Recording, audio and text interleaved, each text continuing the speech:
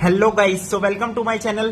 तो भाई आज की वीडियो में अपन स्टार्ट करने वाले अपना new chapter number 11 3D geometry class 11th maths NCERT से। तो भाई पार्ट 1 में आपका स्वागत है। भाई इंट्रोडक्शन पार्ट है 3D ज्योमेट्री का। तो इसके अंदर क्या पढ़ेंगे भाई? सबसे पहले तो आपको एक बात बता दूं, कोनिक सेक्शन जो अपने लास्ट चैप्टर कंप्लीट किया है उसके नोट्स मैं आपको शेयर कर चुका हूं। गूगल ड्राइव की लिंक आपको सब जगह अवेलेबल है। ठीक है भाई, सब जगह यानी यूट्यूब पे भी, व्हाट्सएप पे भी, टेलीग्राम पे भी, सब जगह। ठीक है भाई, तो अपने जाके नोट्स भी देख सकते हो आप सारे एनसीईआरटी के। उसमें क्या है, सॉल्यूशंस है। तो 3D ज्योमेट्री बेसिकली है क्या? अब नाम से पता चल रहा है 3D यानी 3 डायमेंशनल ज्योमेट्री। अभी तक हम पढ़ के आए हैं एक्स कोऑर्डिनेट, वाई कोऑर्डिनेट। अब किसी पॉइंट में एक्स कोमा वाई पड़ा होगा। अब क्या है, 3D आने के चक्कर से क्या हुआ, एक और जुड़ गया आपके पास Z, यानी एक पॉइंट के जब कोऑर्डिनेट लिखोगे इस चैप्टर के अंदर तो क्या लिखोगे, x comma y comma z, यानी 3D। यानी आप 3D प्लेन के अंदर आ चुके हो। आप समझ गए? जैसे जिस रूम के अंदर आप बैठे हो तो रूम आपका मान लो क्यूब का शेप का है या क्यूबॉइड का शेप का है। ठीक है भाई, और वही केस है कि एक्स और वाई जैसे परपेंडिकुलर थे ना आपस में, सिमिलरली जो जेड एक्सिस है वो भी क्या है, परपेंडिकुलर होगी एक्स और वाई से। तो this is x axis, Y axis, Z axis. Okay भाई, तीनों आपस में क्या है, परपेंडिकुलर है। अब जिस रूम में बैठे हो उस रूम का एक कोना ले लो।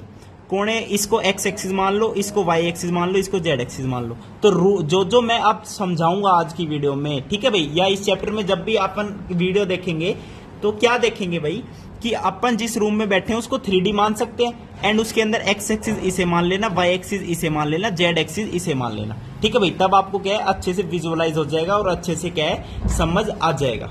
ओके, समझ गए ना? X axis, Y axis, Z axis. Room में बैठे हो ना कहीं भाई, कोई होटल के रूम में बैठा होगा, कोई कहीं बैठा होगा। समझ गए? तो ये सिस्टम है भाई। तो समझ गए ना, 3D चक्कर चल रहा है अब। तो अब वो वाला सीन नहीं है कि बस एक्स कोमा वाई है ये है वो। ठीक है जी, तो ये पता चल गया।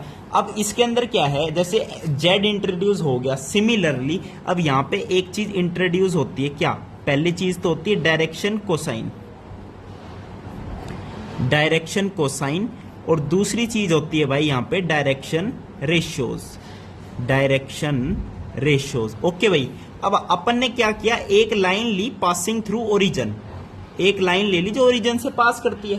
ठीक है जी, अब लाइन की डायरेक्शन ऐसे है।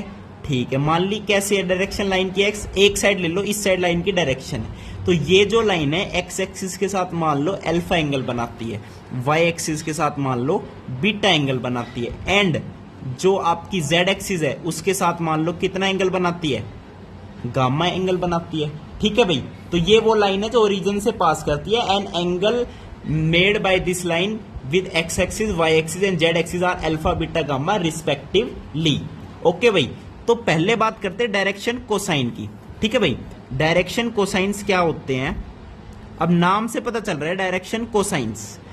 पहले तो डायरेक्शन की बात करें तो क्या आ गया, अल्फा बीटा गामा। अब कोसाइन आ गया तो इसके आगे कोस और लगा दो, इट मींस डायरेक्शन कोसाइन क्या हो गए, एक हो गया कोस अल्फा, एक हो गया कोस बीटा, एक हो गया कोस गामा। अब इसी का ही नाम दे देते हैं एल, इसका नाम एम, इसका नाम एन।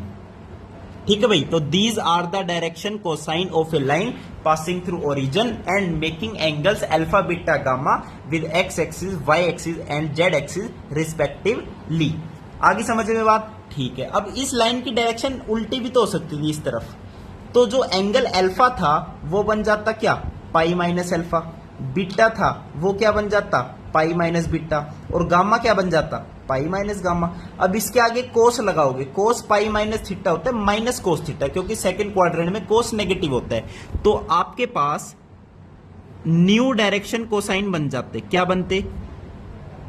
न्यू डायरेक्शन कोसाइन बन जाते L is equals to minus cos alpha, M is equals to minus का cos beta, N is equals to minus का कोस गामा। तो ये न्यू डायरेक्शन कोसाइन बन गए और पहले ऐसे थे। ठीक है भाई, अब इस चक्कर को चलाते हुए कि डायरेक्शन से ये चेंज हो रहे हैं तो अपन क्या करते हैं, एक नॉर्मल लाइन ले लेते हैं, डायरेक्ट्रिक्स लाइन, यानी डायरेक्ट लाइन ले लेते हैं बेसिकली जिसे बोलते हैं। तो उसमें अपन क्या यूज करेंगे, LMN cos alpha cos beta cos gamma. समझ गए? तो ये बात होगी डायरेक्शन कोसाइंस की। अब बात करते हैं डायरेक्शन रेशियोज की। अब भाई डायरेक्शन कोसाइन है तो डायरेक्शन रेशियोज भी होंगे। तो जो डायरेक्शन रेशियोज है वो कौन कौन सी हैं? डायरेक्शन रेशियोज की बात कर रहा हूं आप। ठीक है भाई, डायरेक्शन रेशियोज होते हैं आपके ए बी एंड सी। जैसे एल एम एन है ना, ऐसे ही ए बी सी है। अब ये क्या चीज है भाई, जो एल है ना, एल को कैसे लिख सकते हैं, लैम्डा ए, जहां पे लैम्डा क्या है, equals not equals to 0 and belongs to any real number. समझे, यानी जो एल है, एल डायरेक्शन कोसाइन, वो एक बेसिकली मल्टीपल है किसी का डायरेक्शन रेशियो का। सिमिलरली एम को भी बोल सकते हैं लैम्डा बी, एन को बोल सकते हैं लैम्डा सी। तो यहां से हम क्या और क्या इंप्लीमेंट कर सकते हैं या फिर डिराइव कर सकते हैं कि l by a is equals to m by b is equals to n by c is equals to lambda and which is not equals to 0। तो ये अपन ने बता दिया direction cosines and direction ratios के बीच में रिलेशन। आगे बात समझ में आ गई जी। अब देखो भाई यहां पे क्या है, एक चीज और बता दू, अब पॉइंट लिख बता दू। पॉइंट नंबर 1, जो आपका l square plus m square plus n square है, वो क्या होता है, 1 होता है। अब ये चीज 1 है, ठीक है, पता लग गई 1 है, ठीक है, ये होता ही 1 है भाई। अब देखो एल स्क्वेयर क्या है, lambda square a square. What is m square, lambda square b square. What is n square, lambda square c square is equals to 1। अब लैम्डा स्क्वायर कॉमन ले लीजिए, तो यहां से आएगा A square plus B square plus C square is equals to 1। Okay guys, अब यहां से लैम्डा की वैल्यू कितनी आ गई, 2 वैल्यूज आएंगी यहां पे लैम्डा की, प्लस माइनस 1 अपॉन में रूट अंडर ए square plus B square plus सी स्क्वायर। तो लैम्डा की वैल्यू आ गई जी। अब लैम्डा की तो वैल्यू आ गई। अब मैंने बताया एल क्या है, लैम्डा ए, तो एल की वैल्यू लिख सकते हैं। तो नेक्स्ट पेज पे एल की वैल्यू लिखता हूं, ठीक है। एल में क्या है, ए से मल्टीप्लाई होगा लैम्डा से, एम की वैल्यू में बी से मल्टीप्लाई, एन की वैल्यू में सी से मल्टीप्लाई। ओके भाई, चलो भाई हमारे पास लैम्डा क्या आ गया, लैम्डा आ गया प्लस माइनस 1 अपॉन में root under A square plus B square plus C square. This is our lambda. अब एल की बात करें जो कि लैम्डा ए होता है, तो इसकी वैल्यू आ जाएगी plus minus a by root under A square plus B square plus C square. Okay, l पता चल गया, ठीक है, ए बी सी की फॉर्म में। एम क्या होगा, विच इज लैम्डा बी, तो प्लस माइनस बी अपॉन में रूट अंडर ए square plus B square plus सी square. Okay sir, okay sir. N क्या हो गया, lambda C which is equals to plus minus C upon में root under ए square plus B square plus में C का square. तो ये हो गया आपके पास एन, ठीक है भाई। एल एम एन बता दिया ए बी सी की फॉर्म में। अब यहां से एक चीज पता चलती है, क्या पता चलती है कि एक लाइन है, ठीक है भाई, लाइन है, ठीक है, उसके अंदर कोई भी 2 सेट ऑफ डायरेक्शन रेशियोज ले लो, ए और बी ले लो, मान लो ए और बी ले लो कोई भी, ठीक है, वो आपस में क्या है, प्रोपोर्शनल है। यानी ए बी सी अगर डायरेक्शन रेशियोज है तो मैं बोल सकता हूं कि लैम्डा ए, लैम्डा बी, लैम्डा सी भी क्या है, डायरेक्शन रेशियोज हैं, डी आर डी आर। यानी किसी भी लाइन में 2 सेट ऑफ डायरेक्शन रेशियोज क्या हैं, आपस में प्रोपोर्शनल है। तो यहां से एक चीज बोल सकते हैं कि नोट कि in a given line passing through origin, in a given line passing through origin, ठीक है भाई, there can be infinitely many sets of direction ratios. समझ गए भाई, तो ये बात आपको पता होनी चाहिए। ये एक था नोट, ये आपके एनसीईआरटी में भी गिवन है। ओके जी, ओके। अब ये तो बात होगी कि अपने पास क्या है, एक लाइन गिवन है जो पास करती है ओरिजिन से, उसके हमने डायरेक्शन रेशियोज बता दिए, उसके डायरेक्शन कोसाइंस बता दिए। अब बारी आती है कि लाइन नहीं गिवन है, आपको बता दिया, 2 पॉइंट्स दे दिए, 2 पॉइंट्स गिवन है, 2 पॉइंट्स गिवन है प्लेन के अंदर, ठीक है, तो आपको बताने उसके अंदर डायरेक्शन कोसाइंस क्या होते हैं। अब 2 पॉइंट देखो, पहले तो भाई क्या है, मैं वही कह रहा हूं दोबारा, वो रूम वाला अपना रूम का एक कोना ले लो, X axis, Y axis, Z axis. अब यहां पे मैं वो चीज ड्रॉ करूंगा 3D वाली, तो हो सकता है समझ ना आए। तो रूम में आप क्या है, उस पॉइंट्स को मान लो, इन दोनों पॉइंट्स को। तो मैंने क्या बनाया, x axis, Y axis and this is z axis, x axis, Y axis, Z axis. अब को पूरे प्लेन के अंदर, ठीक है भाई, पूरे प्लेन के अंदर अपन ने क्या किया, अपन ने ले लिए point P and Q, P and Q. एक पी पॉइंट दे रखा है x1 y1 z1, Q point दे रखा है x2 y2 z2। अब ये एक लाइन है प्लेन के अंदर, इस लाइन के डायरेक्शन कोसाइंस बताने, तो इसका क्या फंडा है भाई? तो अपन क्या करते हैं, P और Q से XY प्लेन पर परपेंडिकुलर डालते हैं। XY प्लेन के अंदर डाल दी परपेंडिकुलर, ओके। जो परपेंडिकुलर डाली वो पॉइंट्स है R, S, R, S, ठीक है भाई। अब हाँ जी बिल्कुल सही है, कोई दिक्कत वाली बात नहीं है। क्या करो भाई, इसको पॉइंट P मान लो, इसको पॉइंट Q मान लो, ठीक है। तो ये हो जाएगा R, ये हो जाएगा आपके पास S, ठीक है। ऐसा मैं इसलिए कर रहा हूं क्योंकि हमने P पॉइंट से परपेंडिकुलर डालनी है इस पॉइंट पे, ठीक है भाई। तो वो इसलिए ऐसे करना पड़ेगा, ओके सर। तो P के कोऑर्डिनेट्स क्या हैं, x1 y1 z1, और Q के कोऑर्डिनेट्स क्या हैं, x2 y2 z2। कोई दिक्कत यहां तक? कोई दिक्कत नहीं है। अब देखो भाई, RS क्या है, ये परपेंडिकुलर ला दी XY प्लेन में। अब देखो XY प्लेन पे जो कुछ भी परपेंडिकुलर होगा वो पैरेलल किससे होगा, Z एक्सिस के पैरेलल होगा या नहीं होगा, ये बता दो बस। होगा, बिल्कुल होगा। अब मैंने क्या किया, P से परपेंडिकुलर डाली QS पे, QS पे परपेंडिकुलर डाली इस पे। अब देखो ये लाइन XY प्लेन में परपेंडिकुलर, तो XY प्लेन में परपेंडिकुलर आप अपने रूम में XY प्लेन पता है ना कौन सा हो गया भाई, X एक्सिस Y एक्सिस, तो ये पूरा XY प्लेन है और Z एक्सिस इसके परपेंडिकुलर है ऐसे।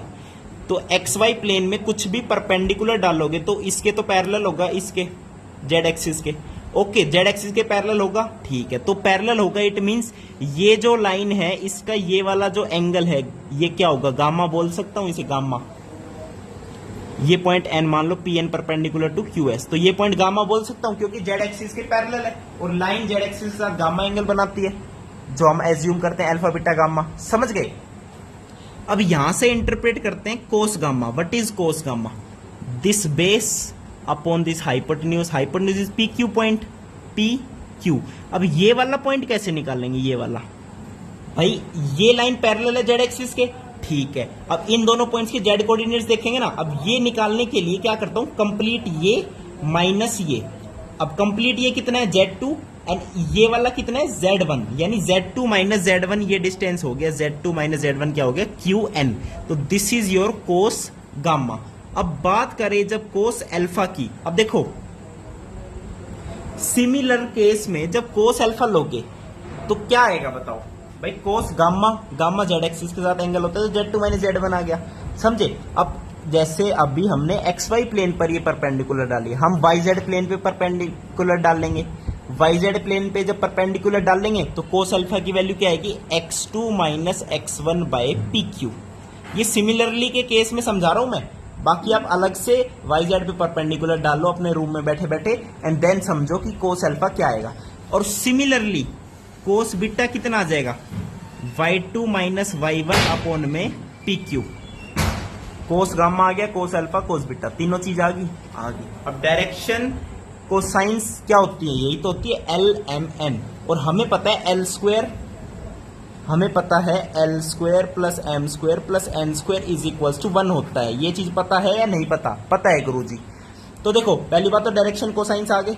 आपको कोई भी दो पॉइंट्स दे रखे हो तो ऑब्वियसली देखो दो लाइन से एक यूनिक लाइन ही पास करती है, तो जो जब भी दो कोऑर्डिनेट्स दे रखे हो और पूछे डायरेक्शन कोसाइन बताओ इस लाइन का, तो obviously Z2 minus Z1 by PQ cos gamma, ठीक है। ऐसे निकाल दोगे डायरेक्शन कोसाइन तो निकल गई। अब कुछ और प्रूव करके दिखाता हूं आपको।